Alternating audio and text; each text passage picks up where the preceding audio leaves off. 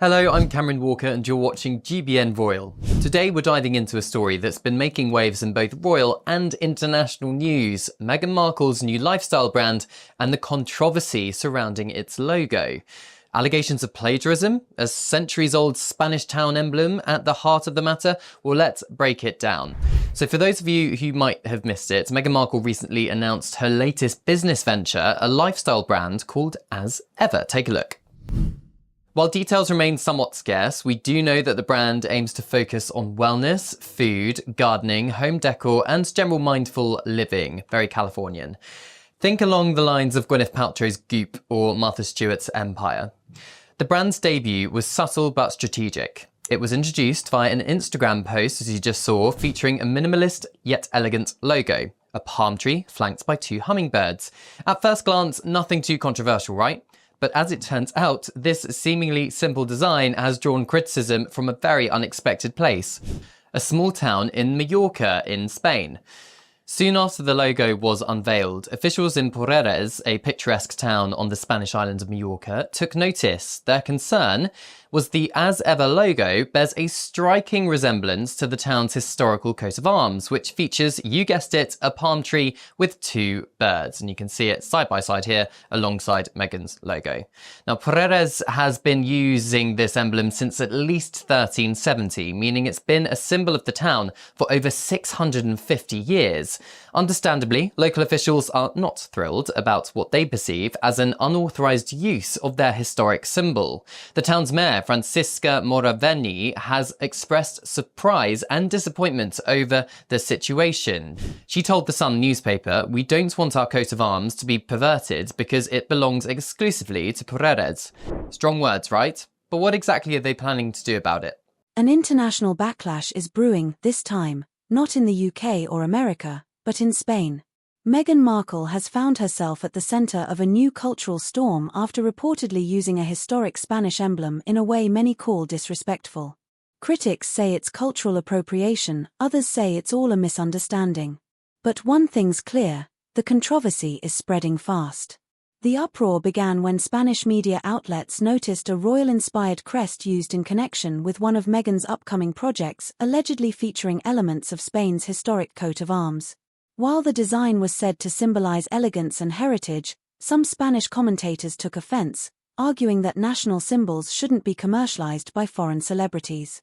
Public figures, historians, and even government-affiliated cultural institutions have spoken out. One Spanish columnist accused Meghan of turning sacred history into marketing. Another TV commentator described it as arrogant and ignorant. Hashtags calling for accountability trended across Spanish social media, fueling a heated debate over cultural respect, ownership, and identity. While Meghan and Prince Harry officially left royal duties years ago, the pair continue to carry the titles of the Duke and Duchess of Sussex, titles closely associated with centuries of British nobility.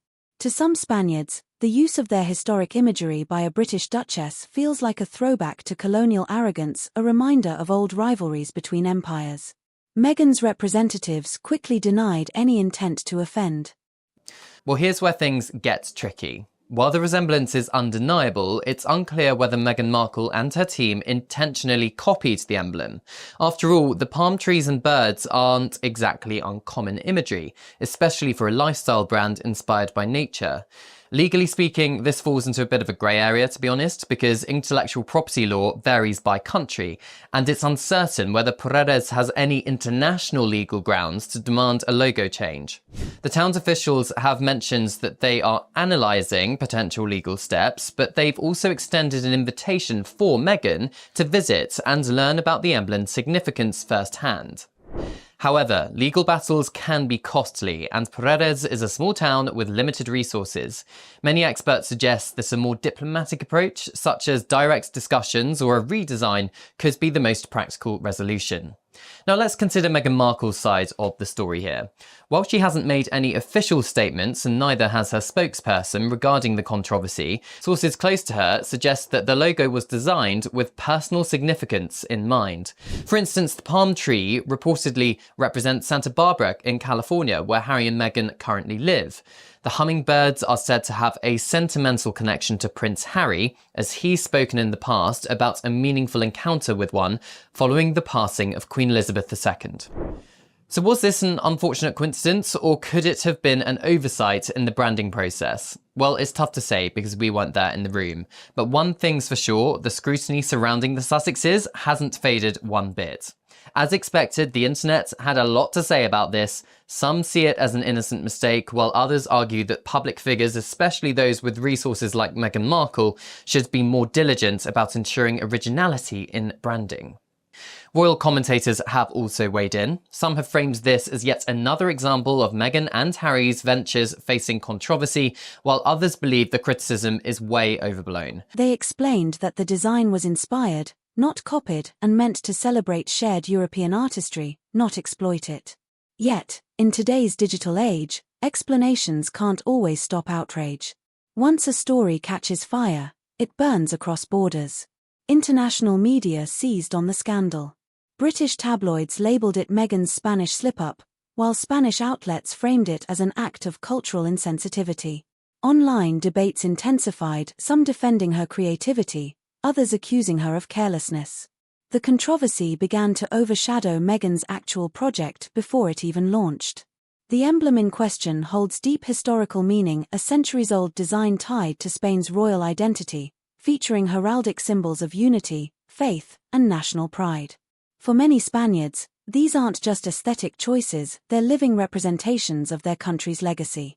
To use them commercially, even unintentionally, crosses a delicate line. This controversy isn't just about design. It's about perception, the ongoing tension between global celebrity branding and cultural sensitivity. Meghan Markle has always walked the fine line between empowerment and publicity. But this latest storm shows how even artistic expression can ignite global debate in seconds. From royal palaces to Spanish plazas, Meghan Markle's name continues to provoke reaction, fascination, and fury. Whether this emblem saga fades quickly or becomes another scar in her public image, one thing's certain: Meghan's every move still commands a global audience, and the world is still watching.